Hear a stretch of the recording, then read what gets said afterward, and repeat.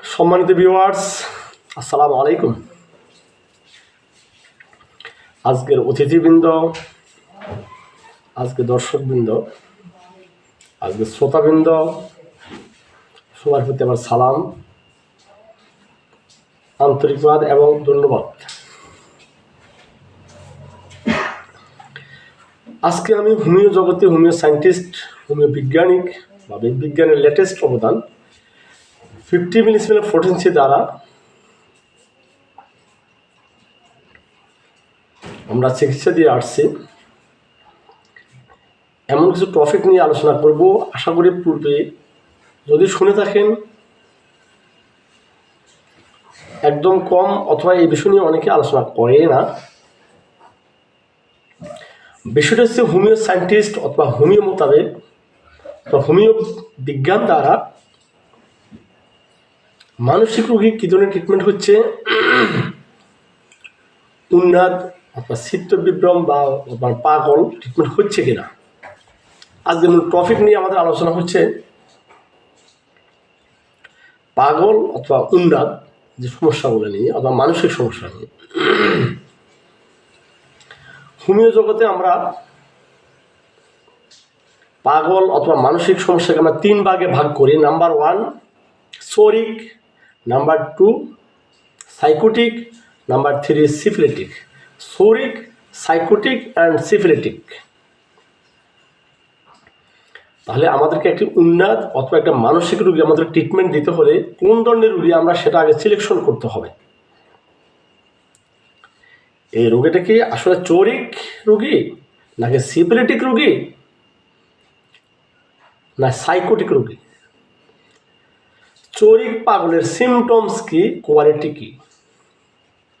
Syphilitic পাগলের ধরন, কলা কৌশল, সিমটমস কি বা কোয়ালিটি কী ধরনের, অর্থাৎ কীভাবে বুঝবেন আপনি এটা চোরিক না সিফিলিটিক না সাইকোটিক?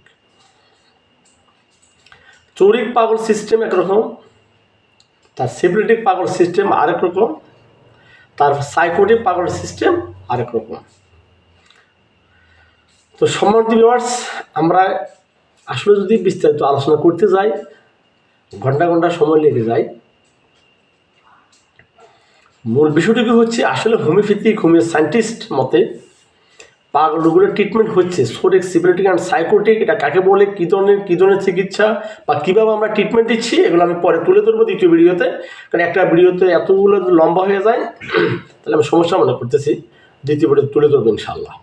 তাহলে আজকে আমরা পাগল জানলাম 3 ধরনের, সোরিক, সিফিলিটিক অ্যান্ড সাইকোটিক, নাম্বার 1। আর এটা ট্রিটমেন্ট কি আমি ইনশাল্লাহ পর্দাকে বলবো ইনশাল্লাহ। তো সম্মানিত শ্রোতাবৃন্দের কাছে আসলে আমি মূল বিষয় যেটা বলে দিচ্ছি, আমরা এই রোগগুলা সিলেকশনের জন্য আমাদের কিন্তু কোনো টেস্টের প্রয়োজন হয় না। হোমিওপ্যাথি একটা উক্তি আছে, no diagnosis for remedy selection. Homeo আরও কয়েকটা উক্তি, হোমিওপ্যাথিতে রোগের নামে কখনো কাম নাই, একমাত্র লক্ষণই আমরা চাই। Totality of symptoms homeopathic medicine. Homeopathic ওষুধটা কখনো রোগের নামের উপর ব্যবহার করা হয় না, রোগের নামের উপর ব্যবহার করা হয় না, রোগীর কন্ডিশন অ্যাপ্লাই করে ওষুধ সিলেকশন করা হয়। হোমিও উক্তি, রোগের নামে কাম নাই, লক্ষণই আমরা চাই। অথবা এভাবে বলা যায়, আমরা আমরা চিকিৎসা দিচ্ছি রোগীর, কিন্তু রোগের না। উক্তিটা এভাবে, মানে রোগের কন্ডিশন অ্যাপ্লাই আর কি, রোগী কী করতেছে। Treat the patient, not the disease. এলোপ্যাথির মোতাবেক treat the disease, not the patient. উল্টো।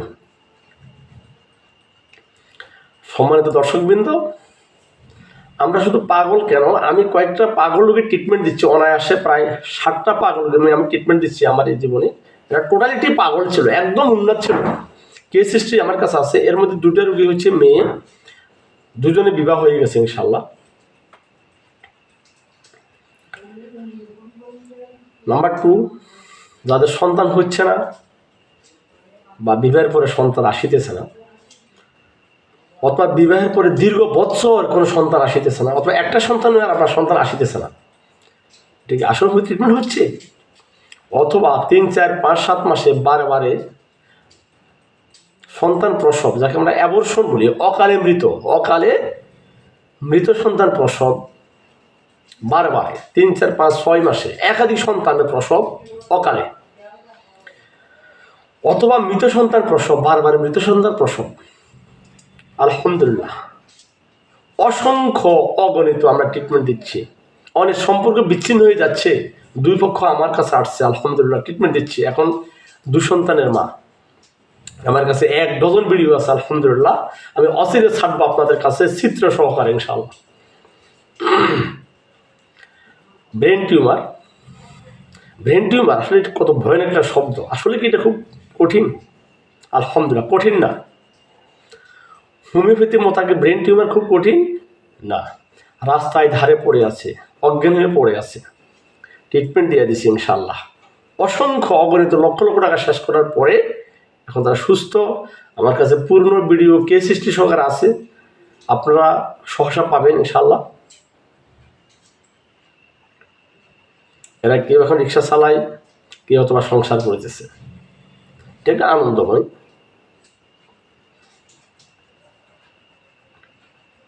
তো সম্মানিত ভিউয়ার্স, আমাদের সময় না বাড়াইয়া আমরা আগামীতে যে ভিডিওগুলো ছাড়বো, এর মধ্যে প্রধান ভিডিও হচ্ছে আমি কয়েকটা পাগল ট্রিটমেন্ট দিচ্ছি ইনশাআল্লাহ, ওদের ভিডিওগুলো ছাড়বো, আপনারা দেখবেন।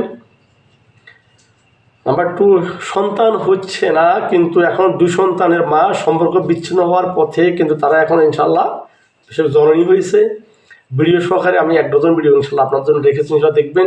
কেন? হোমিওপ্যাথির আস্থা, বিশ্বাস, হোমিওপ্যাথির গভীরতা, এগুলো জানার জন্য আজকের এই ভিডিওর টপিকটা হচ্ছে মানুষকে হোমিওপ্যাথি সম্বন্ধে বিশেষ করে তুলে ধরার জন্য, যে হোমিওপ্যাথিকে আমরা কত গভীর ওগুলো ট্রিটমেন্ট দিচ্ছি,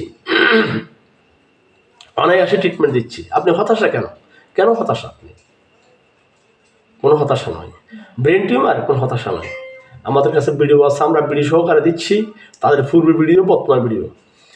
কিডনি সমস্যা, কিডনি ড্যামেজ, ড্রপসি, আপনি ফুলে গেছেন, আপনার কিডনি বেড়ে গেছে, কিডনি ডায়ালিসিস করার জন্য আপনি আসছেন, অথবা অথবা কয়েকবার কিডনি ডায়ালিসিস করে আমার কাছে আসছেন, ওষুধ খাওয়ার পরে আর ডায়ালিসিস করার প্রয়োজন হয় নাই, আমাদের কাছে ভিডিও আছে, আমরা ভিডিও সহকারে দিচ্ছি ইনশাআল্লাহ।